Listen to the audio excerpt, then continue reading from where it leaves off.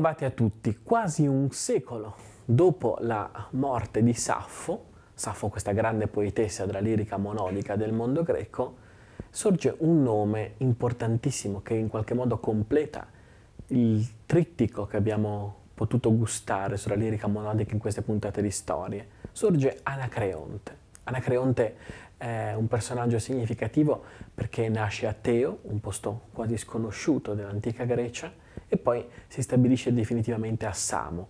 La sua opera si svolge sostanzialmente tra il 540 e il 520 a.C., la sua opera matura, quindi in pieno VI secolo. Si svolge quindi ormai alla fine della grande stagione della lirica.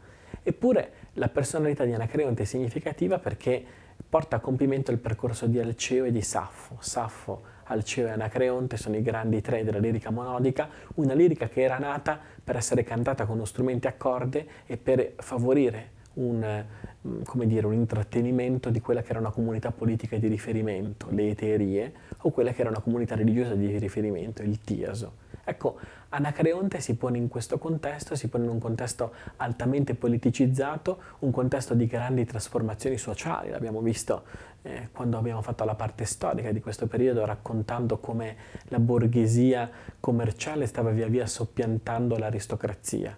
Anacreonte si inserisce in questo contesto e pone una domanda radicale, importante. La domanda importante e radicale di Anacreonte è: che cosa vuol dire essere uomini?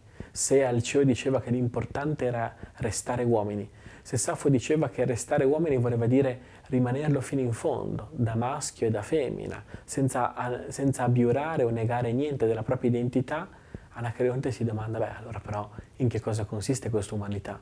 In che cosa consiste questo nostro desiderio di essere uomini? Cosa vuol dire essere uomini?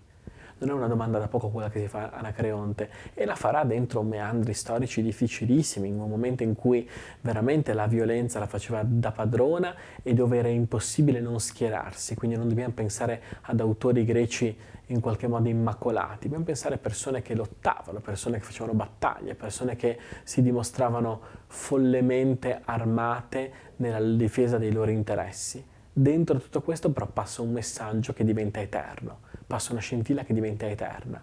Questa domanda sull'uomo diventa la cifra con cui affrontare, con cui avvicinarci all'opera di Anacreonte. Lo faremo qui, lo faremo domani, sempre a Storie.